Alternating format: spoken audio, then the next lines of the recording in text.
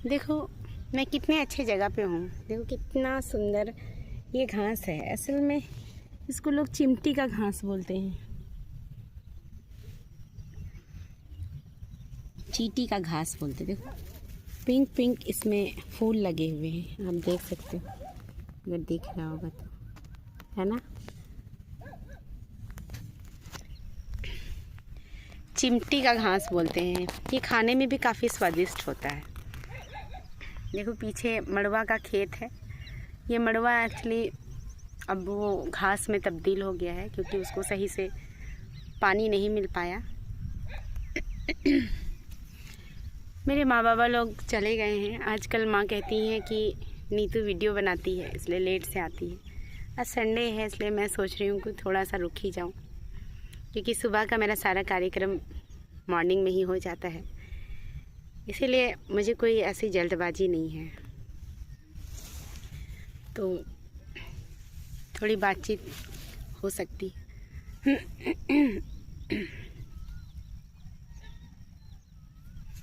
कभी कभी ऐसे खामोश बैठने का मन करता है।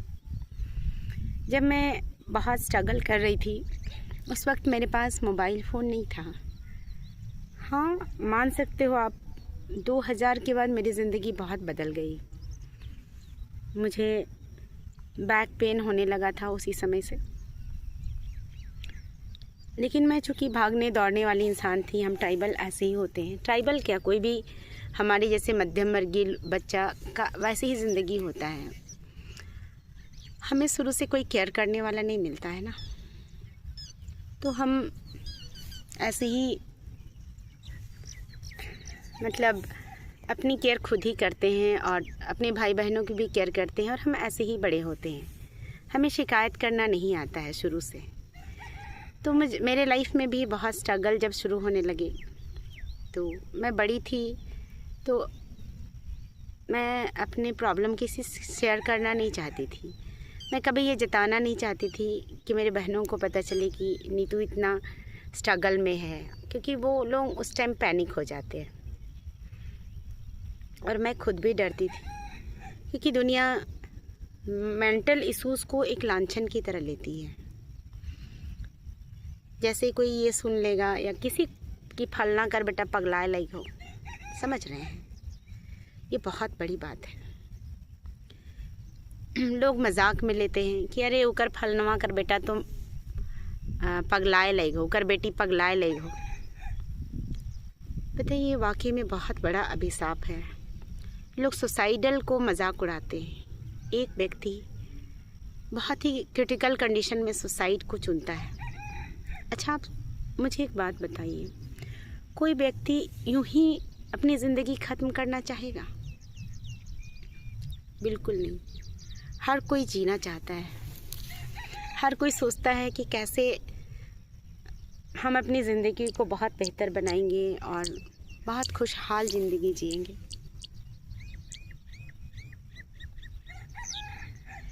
लेकिन हम अपने जीवन में कुछ गलत स्टेप उठा लेते हैं और जीवन कभी कभी हमें बहुत नीरस लगने लग जाता है। नीरस भी क्या कहूँगी मैं, ऐसा लगता है कि हमारे पास जीवन का कोई विकल्प ही नहीं बचा है। बहुतों की लाइफ में ऐसा होता है। विशेष तौर पे आज मैं अपने बारे में इसलिए भी बात करूँगी कि हाल ही में मैट्रिक और इंटर का रिज़ल्ट आया है और बहुत सारे बच्चे अच्छे अंकों से पास किए हैं, लेकिन कुछ बच्चे जो हैं वो कुछ मार्क्स से रह गए हैं, या बहुतों को उनका मनपसंद नंबर नहीं मिल पाया है।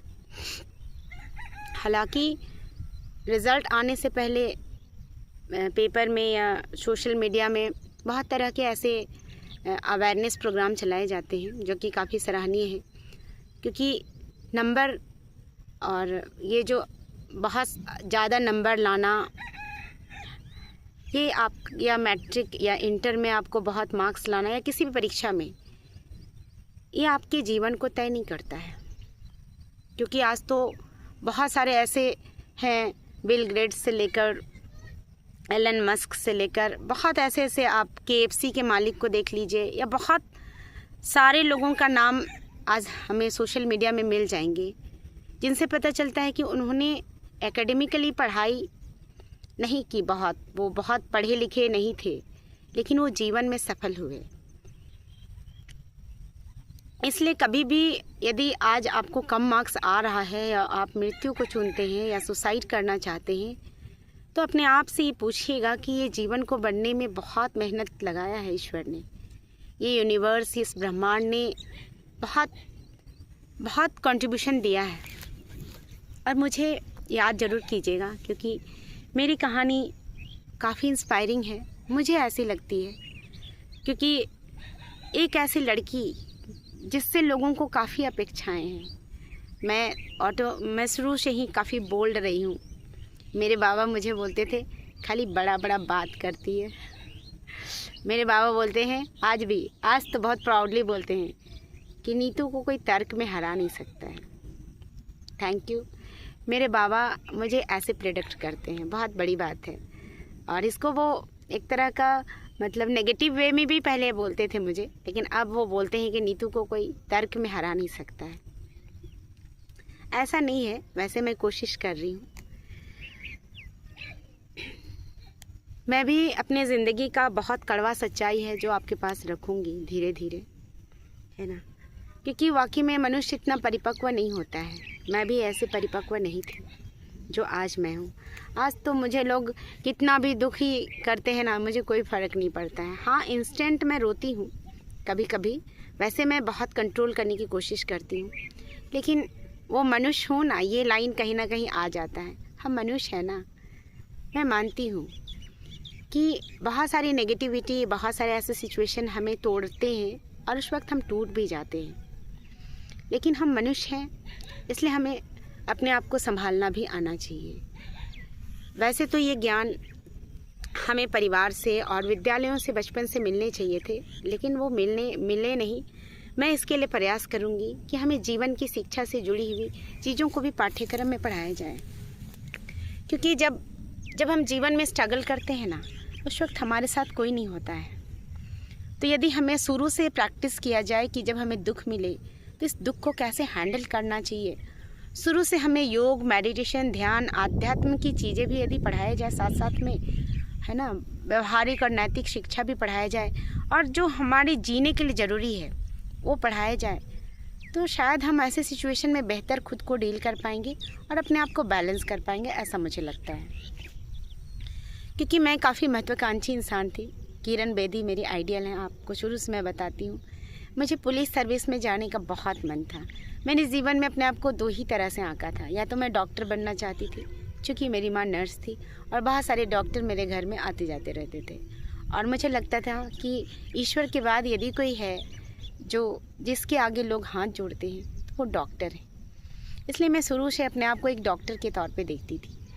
उसके बाद वो नहीं हो पाया तो मैं अपने आप को एक पुलिस ऑफिसर के तौर पे देखती थी, क्योंकि इमरजेंसी सर्विस में दो ही चीज़ आते हैं, है ना, एक मेडिकल और एक पुलिस लाइन, जिससे लोगों को बहुत डर लगता है। एक कोर्ट कचहरी का झंझट, है ना, एक हॉस्पिटल का झंझट और एक पुलिस का झंझट, ये तीनों झंझट से लोग बचना चाहते हैं। तो मैं शुरू से बहुत अच्छी पुलिस ऑफिसर बनना चाहती थी और मैंने बहुत कोशिशें की, मैं अपने आप को, लेकिन मैं वही है, मुझे कोई गाइड नहीं किया, कोई मुझे मेंटोर नहीं मिला जो मुझे सही वक्त पे सही डायरेक्शन दे सकता था। तो मैं तो रॉ में जाना चाहती थी, raw, research and analysis wing.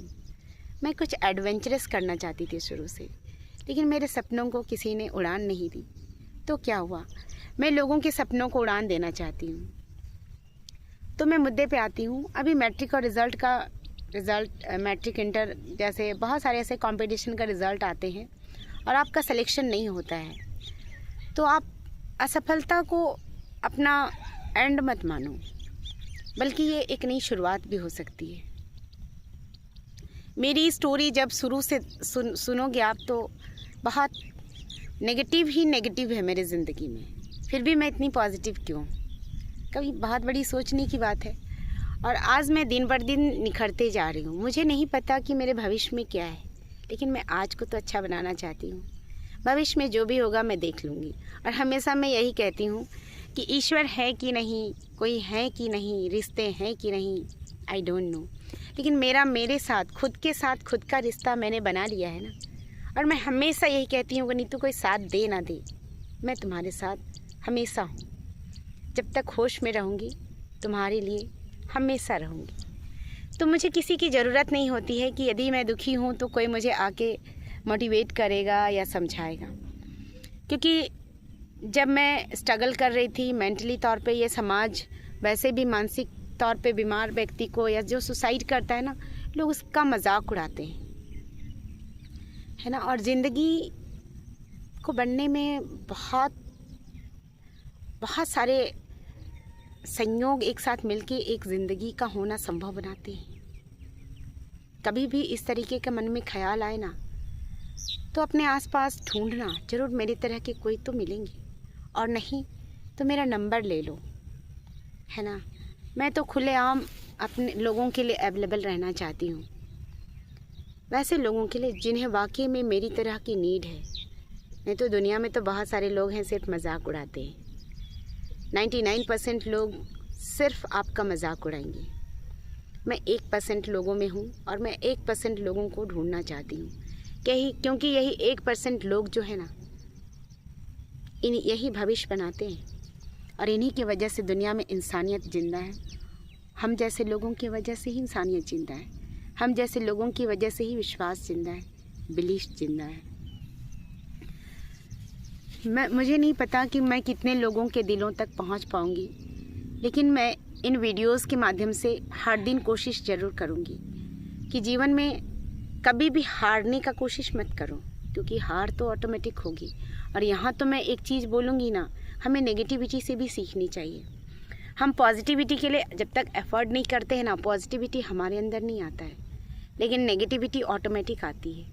मैंने बताया है कि एक कमरे को यदि आप कितना भी साफ़ सुथरा करके लॉक करके आप 1 सप्ताह के लिए छोड़ दो, 1 दिन के लिए ही छोड़ दो ना, शाम तक या 1 सप्ताह के बाद जब वो वापस आप अपने घर आओगे ना, तो वहाँ पे आपको बहुत सारी गंदगी मिलेगी।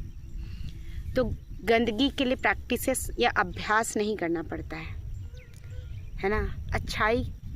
बुराई के लिए प्रयास नहीं करना पड़ता है। बुराई ऑटोमेटिक आती है, स्वतः घटित होता है, लेकिन अच्छाई को घटित करने के लिए कोशिश करनी होती है, निरंतर अभ्यस्त रहना पड़ता है।